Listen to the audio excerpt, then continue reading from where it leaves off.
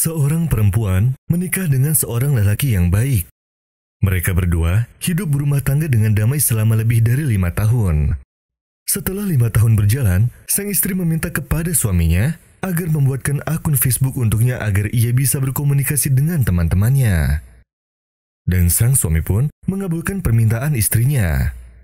Setelah itu sang istri memakai akun palsu dengan menggunakan nama samaran. Dan semenjak itu, sang istri mulai malas menjalankan sholat dan berzikir serta menghabiskan waktu yang sia-sia dengan Facebook. Pada suatu hari, ketika sang istri sedang beraktivitas di dapur, ia meninggalkan ponselnya yang masih dalam keadaan menyala. Dan ketika sang suami memeriksa ponsel istrinya, ia sangat terkejut karena ternyata istrinya masih berkomunikasi dengan seorang lelaki yang pertama kali melamarnya. Dan di isi percakapan mereka, ia dapati bahwa si lelaki tersebut ingin menikahinya.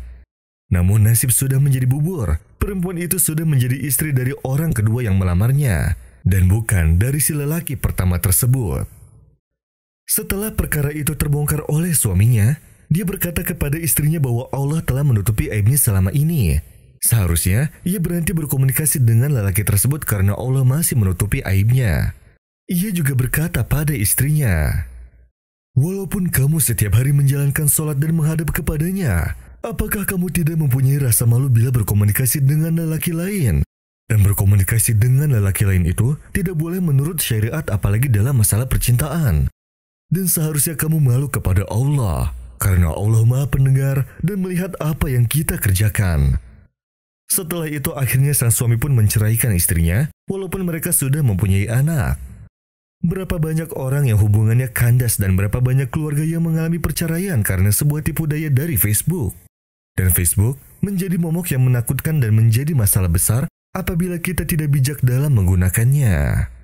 Inna Allah la yazlimun nasa syai'an walakinnan nasa anfusahum yazlimun.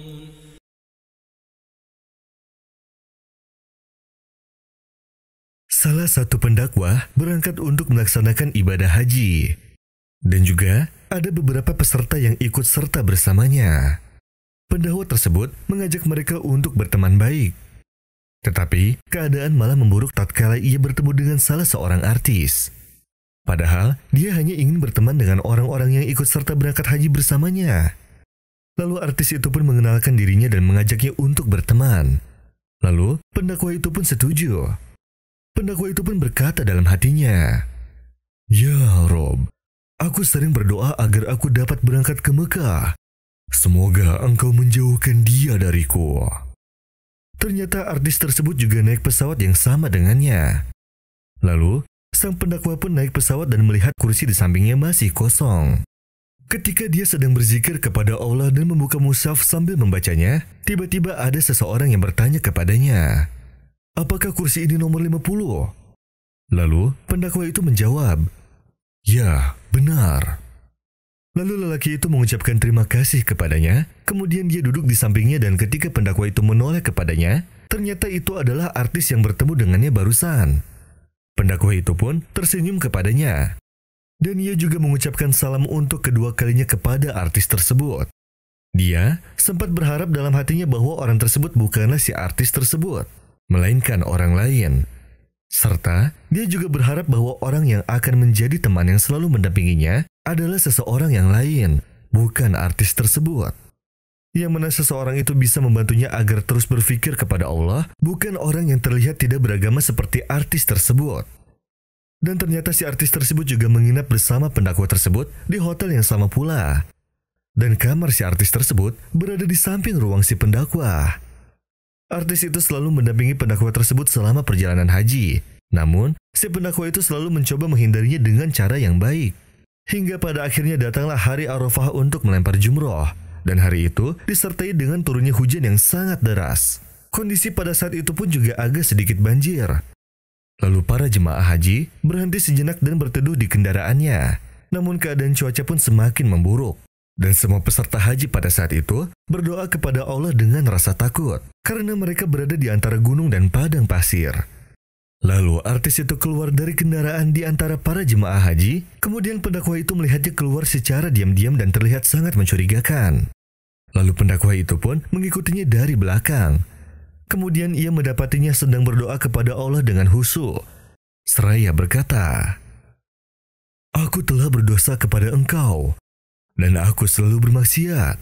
Aku tidak pernah sholat kecuali di hari ini, dan aku belum pernah berpuasa di bulan sucimu. Tetapi hari ini aku datang mentaatimu. Aku bertobat dari setiap maksiat, dan aku bertobat dari setiap apa yang membuatmu murka. Apakah Engkau tidak mengabulkan doaku, ya Allah?" Padahal Rasulullah Shallallahu Alaihi Wasallam bersabda, "Sesungguhnya Allah Ta'ala membentangkan tangannya pada waktu malam untuk menerima tobat orang yang berdosa pada waktu siang, dan Dia membentangkan tangannya pada waktu siang untuk menerima tobat orang yang berdosa pada waktu malam hingga matahari terbit dari tempat terbenamnya. Ya Rob, janganlah Engkau siksa mereka disebabkan olehku. Ampuni aku, ya Allah." Lalu pendakwah itu pun berprasangka baik kepadanya karena sang artis menangis terseduh-seduh kepada Allah dengan khusyuk. Akhirnya turunlah keajaiban di mana hujannya tiba-tiba berhenti, lalu matahari pun muncul sedikit demi sedikit. Itu semua merupakan sebab doa dari sang artis tersebut. Dan di sana, sang artis tersebut mengusap air matanya dan kembali menuju kendaraannya. Dan pendakwah itu tak kuasa melihat kejadian tersebut, sehingga dia menghampiri artis tersebut sambil menangis dan memeluknya sambil berkata kepadanya, "Kamu telah melakukan ini, kamu telah melakukan ini. Engkau maha benar ya Rabbana, yang berfirman dalam kitabnya, dan apabila hamba-hambaku bertanya kepadamu Muhammad tentang aku, maka sesungguhnya aku dekat. Aku kabulkan permohonan orang yang berdoa apabila dia berdoa kepadaku. Hendaklah mereka itu memenuhi perintahku dan beriman kepadaku, agar mereka memperoleh kebenaran." قل يا عبادي الذين أسرفوا على أنفسهم لا تقنطوا من رحمة الله إن الله يغفر الذنوب جميعا إنه هو الغفور الرحيم وأنيبوا إلى ربكم وأسلموا له من قبل أن يأتيكم العذاب ثم لا تنصرون واتبعوا أحسن ما أنزل إليكم من ربكم من قبل أن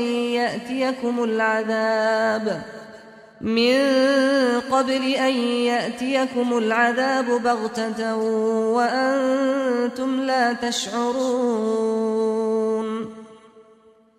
أن تقول نفس يا حسرة على ما فرطت في جنب الله وإن كنت لمن الساخرين أو تقول لو أن الله هداني لكنت من المتقين